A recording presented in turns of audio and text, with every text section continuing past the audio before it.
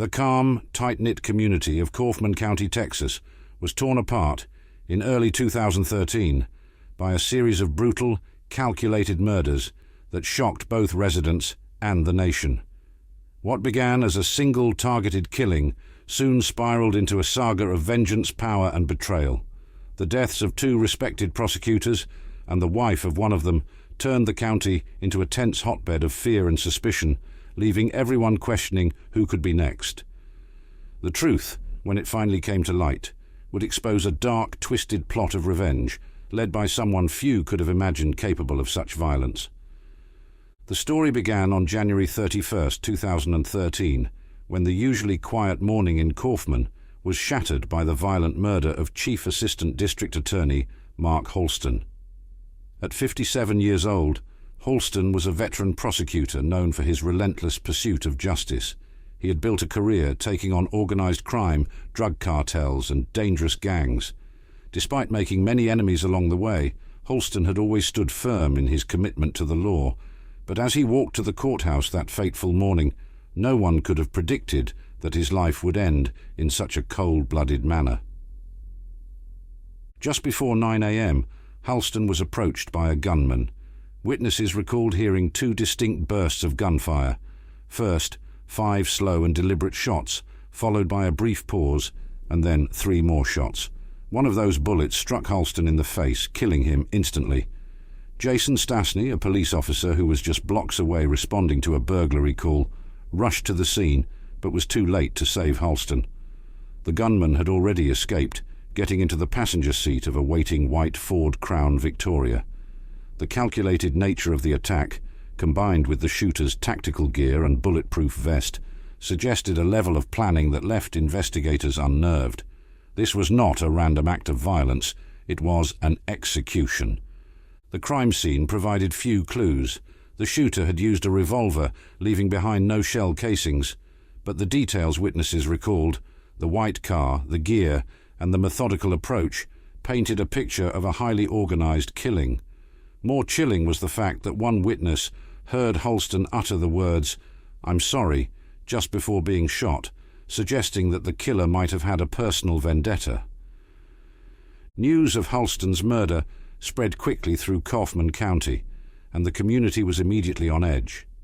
Holston had prosecuted some of the most dangerous criminals in the area, and the initial theory was that one of them had sought revenge.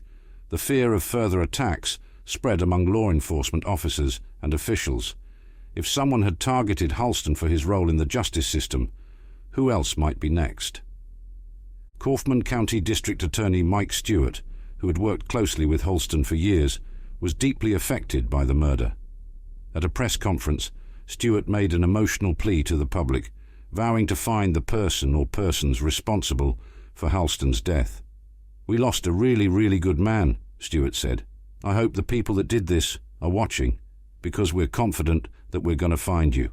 We're going to pull you out of whatever hole you're in, and we're going to bring you back to let the people of Kaufman County prosecute you to the fullest extent of the law."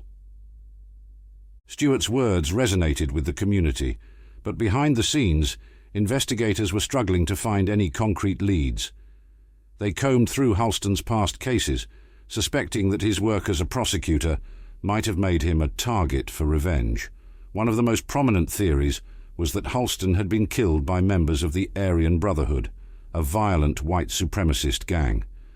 Just months earlier, Kaufman County had played a significant role in indicting 34 alleged members of the group on racketeering charges.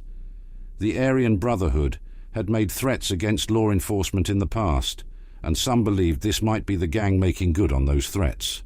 As investigators pursued this lead, the case took a sudden and terrifying turn. On March 30, 2013, just 2 months after Holston's murder, District Attorney Mike Stewart and his wife Laura were found shot to death in their own home. It was Easter weekend, and Laura had been preparing a holiday feast for family and friends.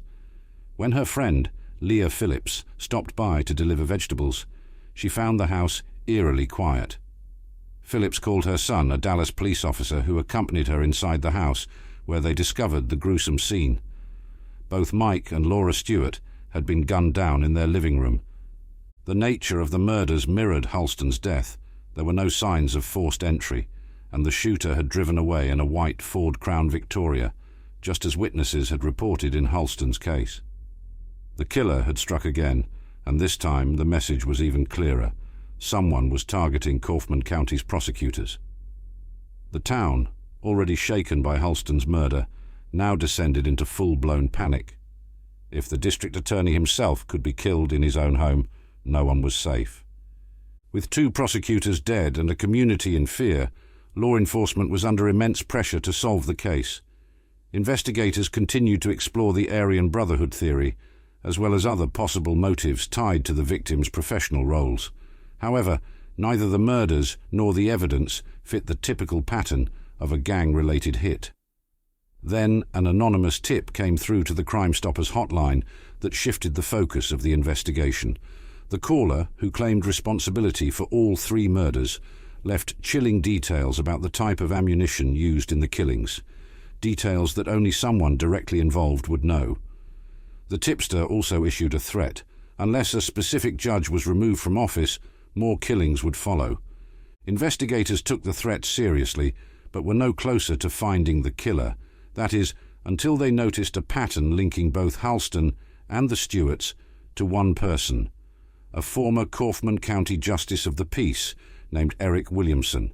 Once a respected sheriff's deputy and attorney, Williamson had fallen from grace after being caught on surveillance video, stealing 3 computer monitors from the county. The theft was relatively minor, but Williamson's conviction cost him his law license and his position as Justice of the Peace. The case had been prosecuted by none other than Mark Halston and Mike Stewart. Williamson, who had always been seen as an upstanding citizen, had taken his conviction hard.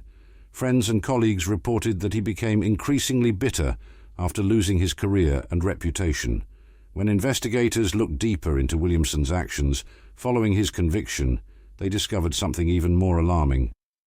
Williamson had used his access to county databases to search for the home addresses of both Halston and the Stewarts. This was no coincidence. The man who had once been a pillar of the community was now the prime suspect in the murders. A search of Williamson's home yielded further damning evidence. Investigators found tactical gear, firearms, and fake police badges, all the tools needed to carry out the murders. But the most significant discovery came when they searched a storage unit rented by Williamson under a fake name. Inside, they found the white Ford Crown Victoria that had been seen leaving both crime scenes. Surveillance footage from the storage facility even showed the car entering and leaving at times that matched the Stewarts' murder.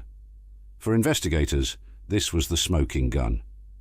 Everything pointed to Eric Williamson as the mastermind behind the killings. As the case against Williamson mounted, his wife Kim added a final shocking twist. Kim Williamson confessed to being her husband's accomplice. She admitted that she had driven the getaway car in both murders and had helped plan the attacks. In a chilling detail, Kim revealed that the couple had rehearsed the murders the night before carrying them out. According to her, Williamson had posed as a police officer to gain access to the Stewarts' home, and Laura Stewart had been killed simply because she was in the wrong place at the wrong time. Kim also led investigators to the lake where they had dumped the murder weapons, and even revealed that they had been planning additional murders, including one in which they would torture a local judge with napalm. With Kim's testimony and the overwhelming physical evidence, Eric Williamson was charged with 3 counts of capital murder. His trial, which took place in December 2014, captivated the nation. Williamson maintained his innocence throughout the trial, but the jury was unanimous in its decision. He was found guilty and sentenced to death for the murder of Laura Stewart. Prosecutors chose not to pursue charges for the murders of Mark Halston and Mike Stewart, satisfied with the death sentence already handed down. Kim Williamson, who had cooperated with investigators, was sentenced to 40 years in prison. The tragic murders of Mark Halston, Mike Stewart, and Laura Stewart left a permanent scar on Kaufman County. The community had lost 2 of its most dedicated public servants, and the town would never be the same. The case revealed the horrifying depths of revenge and the lengths to which someone would go to settle a grudge. To this day, both Eric and Kim Williamson remain in prison, their twisted plot forever etched into the dark history of Kaufman County.